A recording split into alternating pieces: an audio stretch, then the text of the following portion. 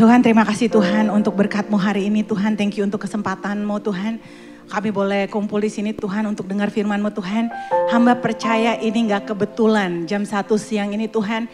Ada message khusus yang Tuhan mau kasih buat anak-anak-Mu di kebaktian saat ini Tuhan. Dan hamba berdoa Tuhan, urapi setiap perkataan mulut hamba. Biar hanya benar-benar bukan hikmat manusia, tetapi Roh Kudus yang berkuasa, yang ambil alih segala sesuatu. Berkati setiap jemaat-Mu yang ada saat ini. Pendengaran sebagai seorang murid, hati yang siap menerima sebagai tanah yang subur Tuhan. Biar benih ini tumbuh dan berkembang, berbuah, berlimpah-limpah. Semua yang siap mendengarkan firman Tuhan katakan amin. Silakan duduk Bapak Ibu sekalian. Happy Sunday. Mudah-mudahan long weekend waktu cukup untuk rest. Waktu untuk quality time sama keluarga ya kemarin. Selama berapa hari ya kita ya? 3 hari ya, Jumat, Sabtu, Minggu sama hari ini ya. Gak nyangka hari ini, nyangka sih sebenarnya ya, yang lewatin banyak proses tapi kita masuk di minggu terakhir bulan Juni. Minggu terakhir bulan Juni yang artinya kita udah setengah jalan nih belajar tentang discipleship sepanjang tahun ini. Jadi tema besar GC buat Bapak Ibu yang baru datang mungkin minggu lalu, minggu sebelumnya. Kita discipleship tentang sepanjang tahun ini dan kita udah belajar halfway nih, setengah jalan belajar tentang itu. Dan hari ini saya akan coba tutup dengan sharing nanti kita belajar sama-sama tentang bagaimana kita belajar menjadi murid yang baik dengan meneladani Yesus dalam pengajarannya. Oke, saya recall lagi, kita ingat sama-sama lagi ya, kenapa Pastor Andi gitu ya, Tuhan reveal untuk dapat belajar mengenai discipleship tahun ini. Karena sebenarnya kalau Bapak Ibu baca firman Tuhan tuh yang Tuhan ngomong, come and follow me. Mari ikutlah aku. Tuhan gak pernah bilang trust me or believe me and stay di mana saudara ada saat ini. Gak pernah kayak gitu. Percaya aja terus diam di situ. Tuhan gak ngomong gitu. Yang Tuhan ngomong invitation untuk jadi murid itu come and follow me gitu kan. Makanya waktu itu Pastor Timmy sempat sharing juga bilang arti kata yang cocok tuh sebenarnya saya juga lebih cocoknya di situ tuh.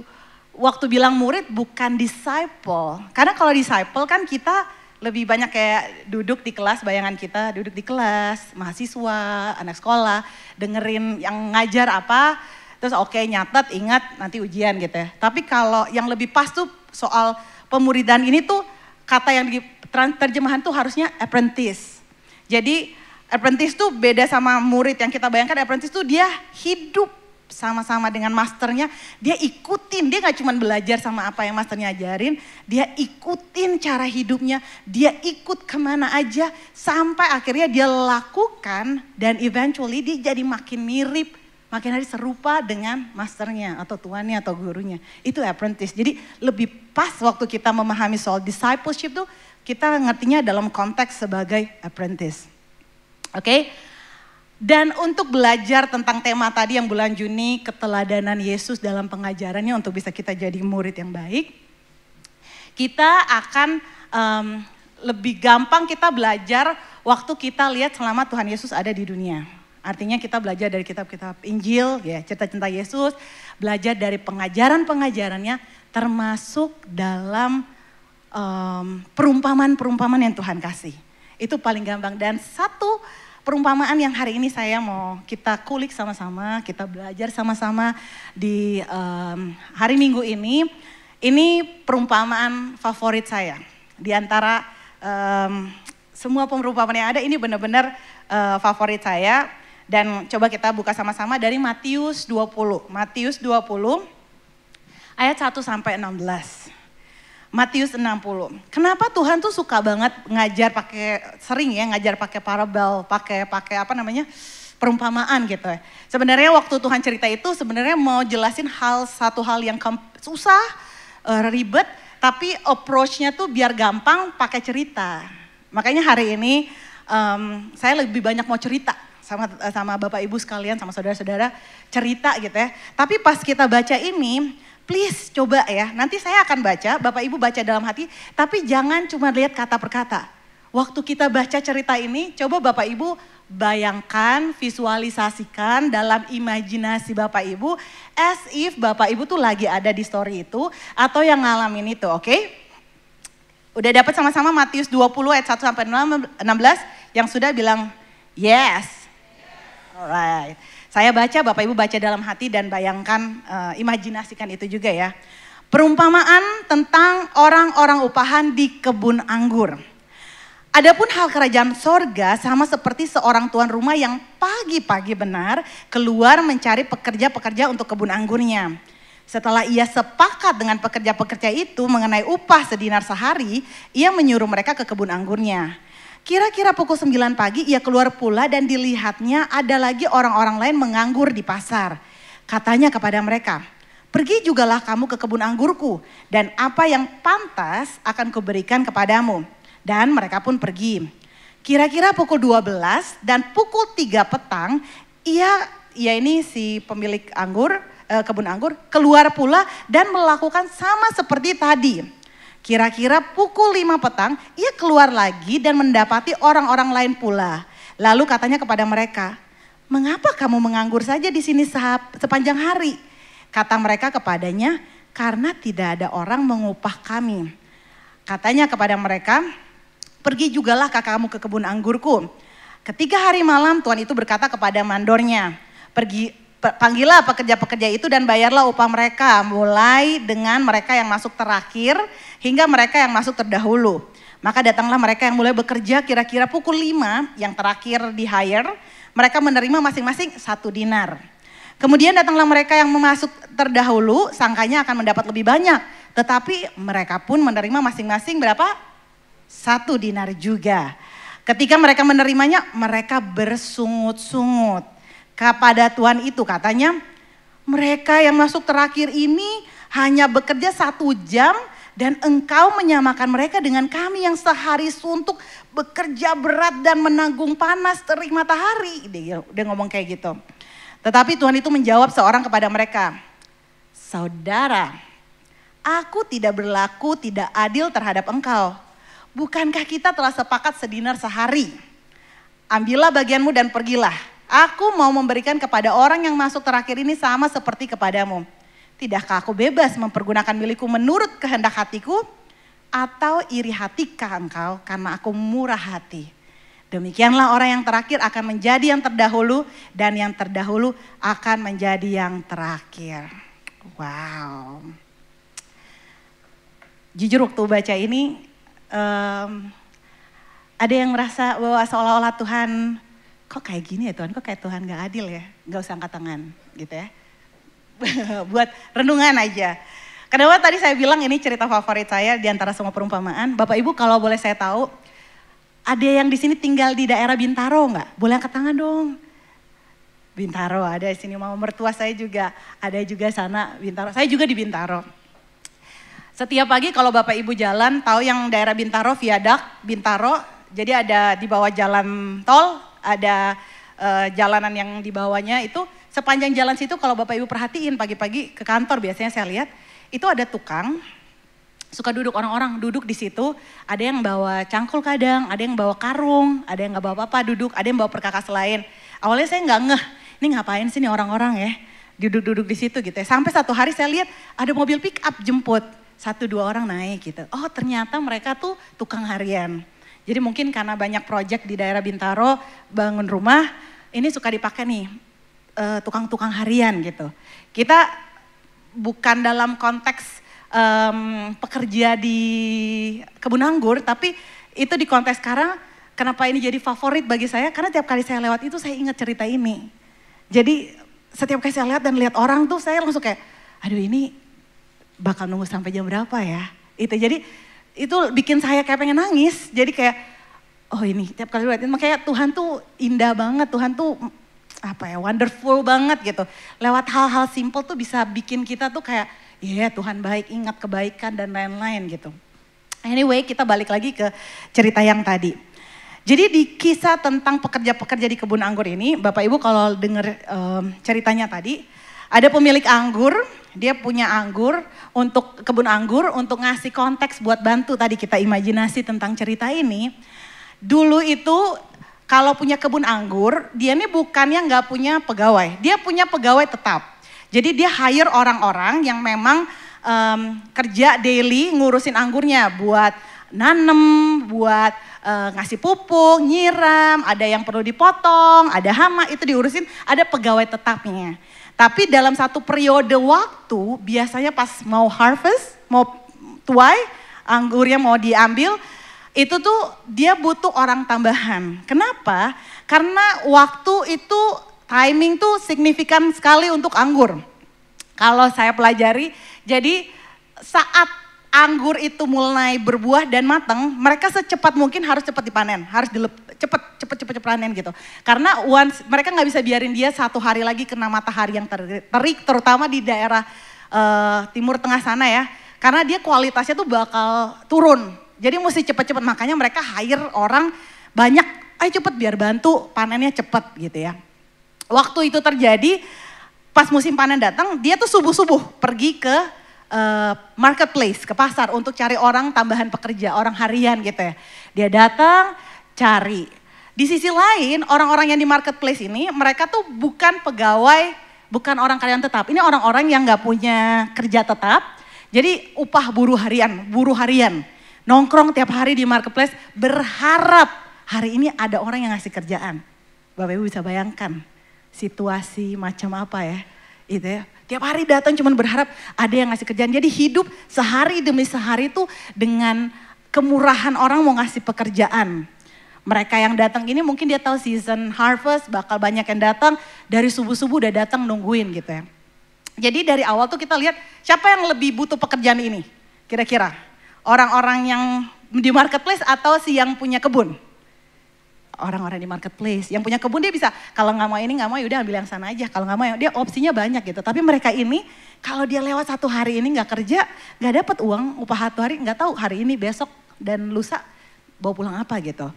So pas dia datang dan dia dilihat posisi sebenarnya kan nggak berimbang ya dia sama mereka. Tapi ini pemilik anggur yang baik. Dia datang kalau Bapak Ibu baca tadi dengan berimajinasi dan lain, dia lihat mereka tuh deal. Dia nanya ke mereka, ngomong negosiasi, sepakat di angka berapa harga per hari?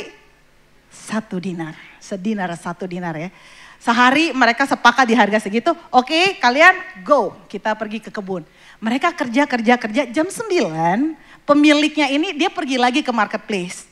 Asumsi saya waktu orang kerja dari pagi-pagi let's say jam 6 sampai jam 9 itu kurang nih, masih butuh tenaga lebih banyak. Pergi lagi dia ketemu orang-orang pekerja, dia lihat, dia datang, ayo mau kerja di kebun saya. Kalau Bapak Ibu teliti dia nggak negosiasi lagi, dia bilang apa, dia janji nanti saya kasih yang adil buat mereka, yang setimpa, yang sama pekerjaannya. Yang kelompok jam 9 pergi kerja. Dia melakukan hal yang sama di jam 12 dan jam 3 lagi. Beda lagi dia datang, kali ini dia cuma bilang mau kerja, nggak pakai ngomong, nggak pakai janji. Kerja. Oke, jam 12 sama jam 3. Saya sih jadi orang jam 12 sama jam 3, ya udahlah ya udah setengah hari ya. Syukur dapat nih ya. Yang jam 3 juga ayo udah kerja. Tanpa ada janji sebenarnya. Pas dia kerja semua sampai di sekitar jam 5. Sampai sekitar jam 5 itu artinya tinggal 1 jam lagi untuk selesai. Karena malam udah berhenti semua, jam 6 biasanya selesai. Waktu dia datang ke sana jam 5, dia lihat ini agak beda sama 4 kelompok sebelumnya. Kenapa saya bilang agak beda? Waktu saya baca, saya renungkan, dia ngomong gini, ini bisa jadi dia pergi yang kelima ke marketplace jam 5 itu bukan buat cari pekerja. Karena dia ngomong di situ apa? Pas dia ketemu pekerja jam 5, kok lo nganggur sih seharian di sini? Itu yang dia nanya. Beda sama yang jam-jam sebelumnya. Jam-jam sebelumnya dia datang, ayo mau kerja nggak? Mau kerja. Yang jam 5, kok lo nganggur sih? Segini terus orangnya jawab apa? Nggak ada yang mau mengupah kami, belum ada yang mau mengupah kami. Oke, dia bilang itu datang kerja ke tempat saya walaupun itu tinggal 1 jam lagi. Makanya Bapak Ibu yang suka catat khotbah, saya kasih judul khotbah saya hari ini 1 jam lagi. Gitu. Based on cerita ini waktu orang-orang datang, akhirnya dia datang. Orang yang terakhir datang, mereka kerja 1 jam saja. Kerja jam 6, panggil mandornya, kumpul, bagi-bagi uang. Bagi-bagi upah masing-masing, tapi kamu baginya dari yang kerja terakhir, baru sampai di kerjanya datang paling pertama. Mandornya oke, siap. Tapi pas kamu kasih berapa bos untuk yang terakhir? Kasih 1 dinar. Saya yakin jadi mandornya di gini, serius nih bro, Pak Bos, masa kasih sama cuma 1 jam kerja ya, sama dengan yang pertama gitu. Saya ngebayangin gitu, jujur aja Bapak Ibu ya, yang bekerja kan kita tahu, yang kerja dari pagi berat seperti apa dan yang baru datang masih wangi, udah selesai gitu kayak apa kan. Jadi, dan tuan tanahnya bilang gini, kasih mereka 1 dinar, malahan kasih yang ini dulu. Dengan sengaja ngasih yang terakhir dulu. Kalau dia ngasih yang terakhir tuh kan berarti yang pertama, tahu nggak dia dapat berapa? Tahu, itu dilakukan dengan sengaja. Pas dikasih 1 dinar, saya ngebayangin orang yang datang 1 jam terakhir, itu kayaknya, nggak tahu saya, maksudnya saya nggak tahu Bapak Ibu ya pernah merasakan ini atau enggak, tapi Bapak Ibu yang pernah merasakan ada melewati waiting time, nunggu di hidupnya, pasti tahu rasanya. Nunggu sampai jam 5. Ini bukan pilihan mereka loh, baru kerja 1 jam terakhir. Kalau bisa kerja dari pagi, dia mau kerja dari pagi. Ini dia nunggu, baru dipanggil jam 5 sore. Waktu dia nunggu itu. Mama mertua saya ada di sini dan ini ilmu yang mama mertua saya share buat saya. Mama mertua saya selalu ngomong gini, kalau saya kayak capek gitu, aduh capek banget mah di kantor ya. Mama mertua saya selalu ngomong gini, Green, lebih baik, ini pasti lebih baik capek banyak kerjaan daripada capek apa? Gak ada kerjaan. Lebih baik capek banyak kerjaan daripada capek nungguin kerjaan. Itu tuh perasaan desperate, apalagi ini orang pekerja harian ya Bapak Ibu. Yang kalau hari itu gak kerja gak ada uang buat makan. Bukan orang bulanan yang kita punya tabungan anytime gak makan sehari 2 hari gak dapat masih bisa yang lain. Ini harian, jadi dia hidup day by day. Waktu dia dapat uang 1 dinar, upah 1 dinar. Saat dia cuma kerja 1 jam, saudara kebayang deh itu rasa syukurnya tuh kayak apa, attitude-nya tuh kayak apa. Meanwhile, orang yang kerja jam 6 pagi, waktu dia lihat yang sana dapat 1 dinar, waduh mantep nih. Berarti gue kemungkinan dapat berapa? Kalau hitung matematika cepat, minimal 12 dinar dong. Yang kerja 1 jam cuma dapat 1 dinar, saya kerja 12 jam dari subuh sampai sekarang, minimal lah 12 dinar. Ya udahlah, paling-paling 6 dinar lah. Di otaknya tuh udah kayak gitu. Ternyata pas dikasih dia dapat 1 dinar juga. Makanya reaksinya langsung, kok gitu sih, kok gak adil sih. Dia yang kerjanya cuma 1 jam dia ngomong ke Tuhan. Sama dengan gue yang kerjanya 12 jam dari jam 6 pagi. Kok sama sih?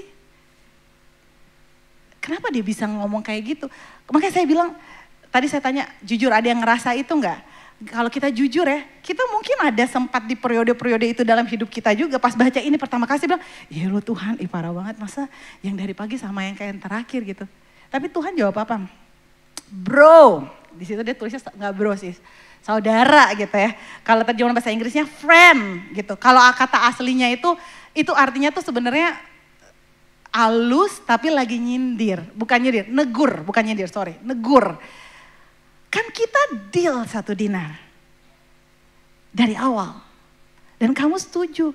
Kenapa sekarang saya kasih kamu 1 dinar dan kamu komplain bilang saya gak adil. Saya adil kata Tuhan. Kenapa? Tapi kalau saya coba renungkan ya. Kenapa orang pekerja yang pertama ini dia ngerasa akhirnya kecewa banget. Ngerasa Tuhan gak adil. Karena satu, dia ngerasa kalau dia tuh apa ya. Dia punya ekspektasi lebih daripada yang apa ya seharusnya dia dapat. Jadi dia berharap dapat apa, padahal dia berharap dapat apa yang Tuhan gak pernah janjikan, benar gak? Yang Tuhan janji ke dia berapa? 1 dinar. Tapi karena dia punya ekspektasi, ngeliat orang yang ternyata kerja 1 jam aja dapat 1 dinar, dia punya ekspektasi untuk sesuatu yang Tuhan gak pernah janji. Makanya Bapak Ibu, ini kita belajar dari murid semua ya. Waktu berdoa tulis prayer request, honeymoon di Jepang. Jalan-jalan ke sini, dapat EV.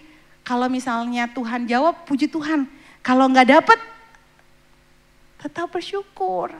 Karena itu mengharapkan sesuatu yang Tuhan nggak janji. Bener gak? Jadi nggak apa-apa kalau ponakannya nggak jadi anggota, nggak bercanda. Jadi intermezzo. Jadi itu kita belajar jadi murid yang dewasa, jadi apprentice yang ngerti. Jangan kita salahin Tuhan untuk sesuatu yang Tuhan gak pernah janji. Padahal itu kita yang expect. Oke? Itu yang terjadi sama hamba jam 6 pagi. Dia tuh ngerasa entitled. Dia ngerasa dia punya hak buat itu. Dia ngerasa gue yang kerja, gue yang capek, gue yang kebakar matahari, gue yang semua, harusnya gue dapat lebih daripada itu. Padahal Tuhan gak pernah janji itu loh. Itu yang dia rasain. Sementara hamba yang satu lagi tuh, aduh Tuhan dapat segini, bersyukur. Aduh aku tuh, kenapa saya nangis Bapak Ibu? Tiap kali saya lewat di viadak dan saya lihat itu, saya ngerasa saya tuh hamba yang jam 5 sore. Gak pernah deserve dapat, aduh Tuhan baik banget. Selalu ngerasa kayak gitu.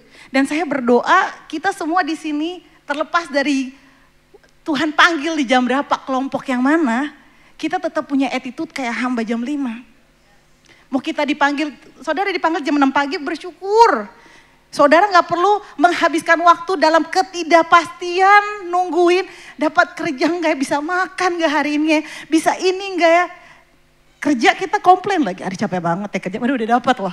Ada orang-orang yang nungguin sampai jam 5 sore buat dapat pekerjaan untuk cuman jelas mereka bisa makan gak hari itu. Bawa pulang makanan gak buat keluarga.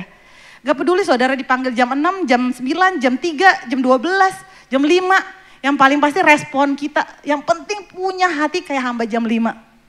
Dia mau lakukan yang terbaik terus. Karena dia ngerasa dia gak layak gitu. By the way tadi saya lupa mention. Masa itu saat pekerja anggur ngambil anggur, mereka tuh gak boleh dilarang. Itu gak melanggar hukum. Waktu dia sambil kerja, dia makan anggurnya itu gak dilarang.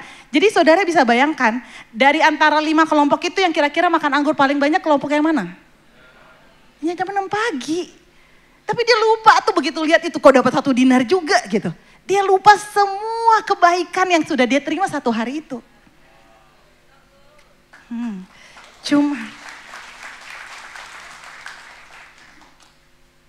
Tapi kita sering gak sih kita kayak gitu? Saya gak tahu saudara dipanggil di periode jam yang berapa, melayani Tuhan udah berapa lama dari lahir. Pastor saya dari lahir, oke sip. Dari kapan? Baru kemarin, baru bertobat. Tapi saya yakin pasti ada periode di hidup Bapak Ibu yang mungkin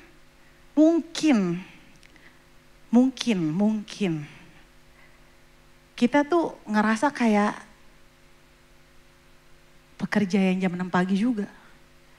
Kok gini ya Tuhan ya? Itu bikin gini. Kok gue udah pelayanan, semua yang udah gue lakukan, anak-anak gue pelayanan, gue bawa jiwa-jiwa, teman gue bertobat gara-gara gue. Giliran ini Tuhan gak kasih ke gue proyeknya. Giliran ini dia yang dapat, giliran diberkati dia yang diberkati. Ini anak bandel banget tapi giliran jalan-jalan dia yang Tuhan berkati terus buat jalan-jalan. Kok gitu ya Tuhan? Saya nggak tahu, saya berdoa, tapi bukan tentang kita dipanggil jam berapa saudara. Karena kita nggak boleh lupa, Tuhan nggak pernah utang sama kita loh. In fact kita yang utang sama Tuhan. Dia janji 1 dinar, dia kasih 1 dinar. Kalau kita berharap lebih daripada itu yang bikin kita kecewa gitu. Jadi waktu saya cerita satu parabel yang sederhana ini ke Bapak Ibu semua ya. Untuk sharing di siang ini. Lucunya, waktu kita belajar, kenapa kita belajar murid tentang ini Pastor? Karena di pasal sebelumnya, pasal 19, kalau Bapak Ibu baca tadi kan ayat pertamanya, hal kerajaan surga langsung dimulai. Seumpama Tuhan cerita gitu kan. Berarti ada pasal sebelumnya itu, sebenarnya itu triggering Tuhan mau jelasin sesuatu. Di pasal sebelumnya, pasal 19 Itu Simon Petrus nanya ke Tuhan. Judul perikopnya kalau Bapak Ibu lihat buka Alkitab sama-sama, nggak ada di sini. Judul perikopnya itu di Matius 19. Ada yang bisa baca judul perikopnya apa?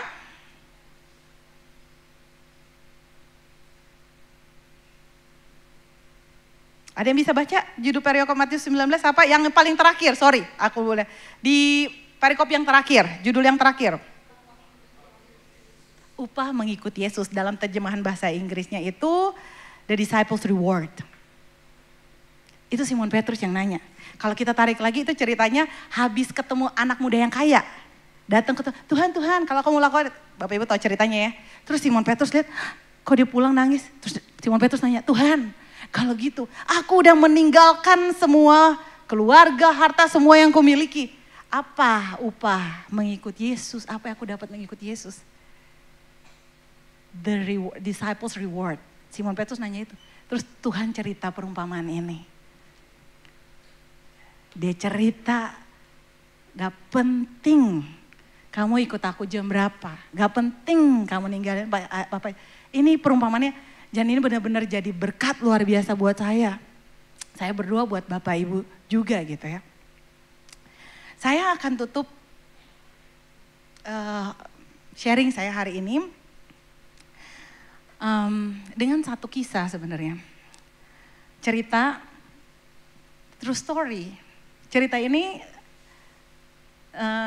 saya tahun 2022 ada masalah di keluarga saya. Masalah besar di keluarga saya. Saya gak bisa ketemu papa saya. Akhirnya saya tulis surat buat papa saya. Saya gak bisa ketemu. Cerita ini yang saya tulis di surat pertama buat saya ke papa saya. Dan saya mau baca cerita ini buat Bapak Ibu hari ini. Di surat itu saya tulis kayak gini. Ini kisah tentang Arthur Ashe. Arthur Ashe itu pemain tenis, bukan paddle ya, main tenis. Jadi saya tulis, Arthur Ashe adalah sosok petenis legendaris keturunan kulit hitam asal Amerika yang mencetak sejarah kemenangan di Grand Slam, America Open tahun 1968, Australia Open 1970, dan Wimbledon 1975. Di tahun 1979, Arthur Ashe kena serangan jantung dan mengharuskannya menjalani 2 kali operasi. Tapi bukan malah sembuh, Arthur malah divonis terinfeksi HIV melalui transfusi darah yang diterimanya. Jadi dia kena serangan jantung, harus transfusi darah, harus operasi transfusi darah, dan dia kena AIDS di situ. Wow, Bapak Ibu bisa bayangin, bukan karena salahnya dia loh. Seorang penggemar akhirnya menulis surat padanya dan bertanya, mengapa Tuhan memilihmu untuk menderita penyakit itu? Fansnya dia bersurat buat dia nanya itu. Ia pun jawab dengan penuh kebesaran hati. Ini jawabannya, biar saudara-saudara diberkati dengan ini. Di dunia ini, Arthur bilang, ada 50 juta anak yang ingin bermain tenis. Di antara 50 juta itu, 5 juta anak bisa belajar bermain tenis. Dari 5 juta itu, cuma 500 ribu belajar menjadi pemain tenis profesional.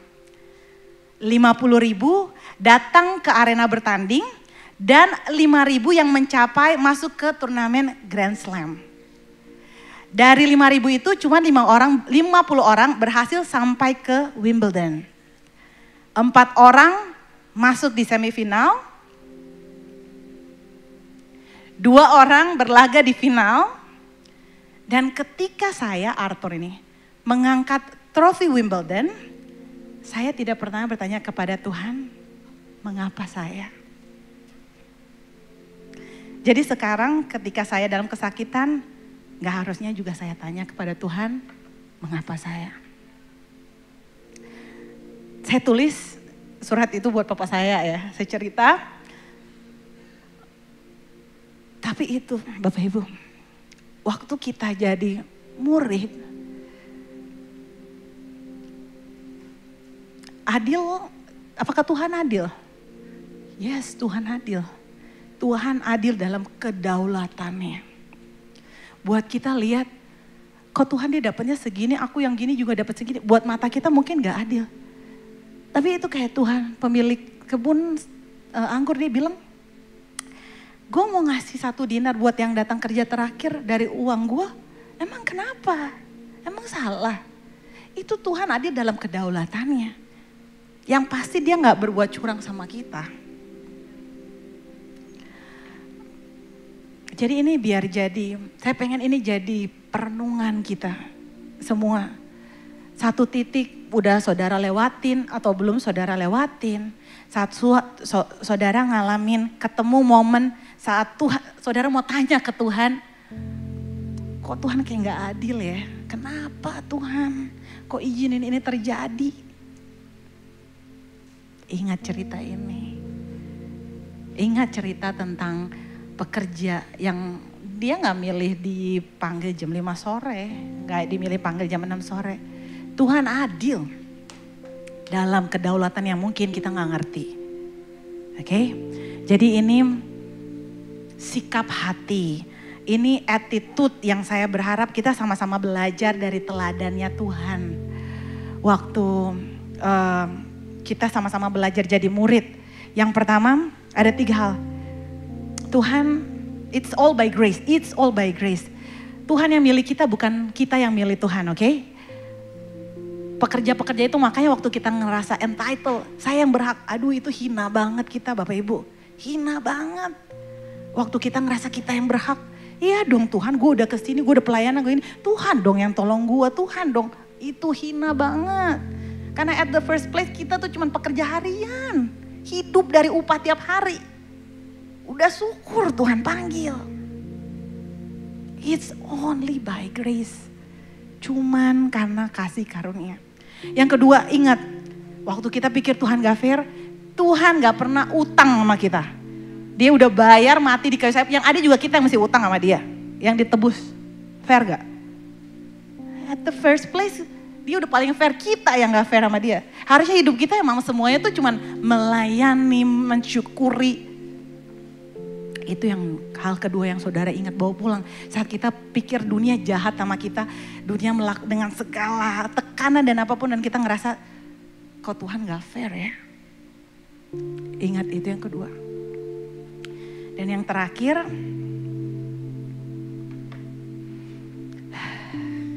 tegang banget nih semuanya.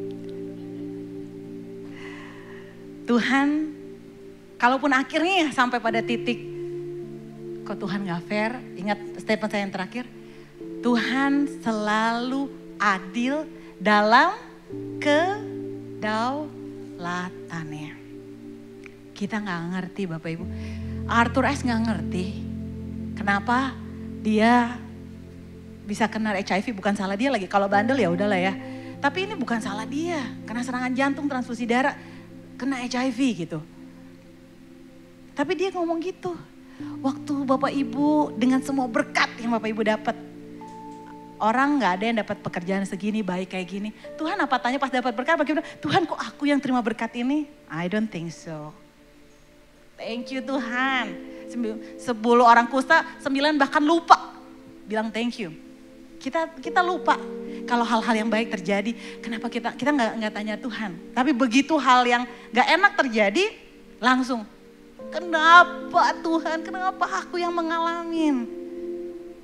Padahal waktu menang Wimbledon kita nggak nanya, waktu sukses karir kita nggak nanya, waktu orang lagi struggle minta anak yang, kok Tuhan anak aku sakit. Orang berdoa, banyak orang berdoa struggle, Tuhan aku pengen punya anak. Dan pas kita punya anak, kita nanya, kok Tuhan yang percayain aku? Kita gak nanya. Tapi begitu ada yang gak enak sama anak, kok Tuhan kasih anak kayak gini? Jadi mungkin kita yang mesti fair sama Tuhan.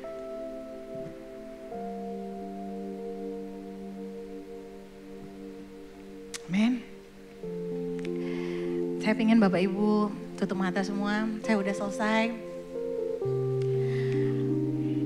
Pengen sama-sama kita renungkan, saya gak tahu Bapak Ibu ada di kelompok yang mana. Dari 5 kelompok tadi. Kapan dipanggil, dari pagi kah? Atau baru kemarin bertobat, dari dulu melayani Tuhan. Kecewa sama Tuhan, atau seperti apa, saya gak tahu. Tapi satu hal saya pengen Bapak Ibu coba ingat, ambil 2 menit ini, Ingat semua hal baik yang pernah Tuhan lakukan dalam hidup Bapak Ibu. Sekecil apapun. Ingat 2 menit ini, tahun-tahun lewat, waktu struggle, waktu gak bisa. Ingat ini, makanya Tuhan ngomong ke bangsa Israel. Kasih tahu ke anak kamu, kasih tahu ke keturunan kamu hal-hal besar, semua kebaikan yang aku lakukan. Supaya waktu-waktu susah kita lewati, kita ingat itu. Kita berdoa sama-sama sebelum worship akan bawakan pujian ini. Thank you Lord. Makasih Tuhan untuk hari ini, makasih untuk firman-Mu Tuhan. Bicara sama kami Tuhan, hamba terbatas Tuhan, perkataan hamba terbatas. Tapi Tuhan, Roh Kudus Engkau gak terbatas. Ambil waktumu hari ini Tuhan untuk bekerja Roh Kudus, kerjakan sesuatu yang Kau mau di setiap hati hamba anak-anakmu ini Tuhan. Biar kami benar-benar jadi murid Tuhan, jadi apprentice yang benar-benar mau jadi seperti Engkau Tuhan. Mampukan kami Tuhan, kami minta ampun Tuhan. Kalau kami kecewa sama Tuhan, kami minta ampun Tuhan. Kalau kami pernah nganggap Tuhan mungkin gak fair. Mungkin kami nganggap kok Tuhan kayak gak adil gitu. Kami minta ampun Tuhan. Dan hamba berdoa biar setiap kami di sini terlepas dari jam berapapun kami dipanggil, kapan kami dipanggil, kami tetap punya sikap hati seperti hamba jam 5 sore itu Tuhan. Yang mensyukuri semua yang kita dapat Tuhan. Yang ngasih yang terbaik. Walaupun Tuhan tahu tinggal 1 jam lagi Tuhan. So thank you Lord, thank you Lord.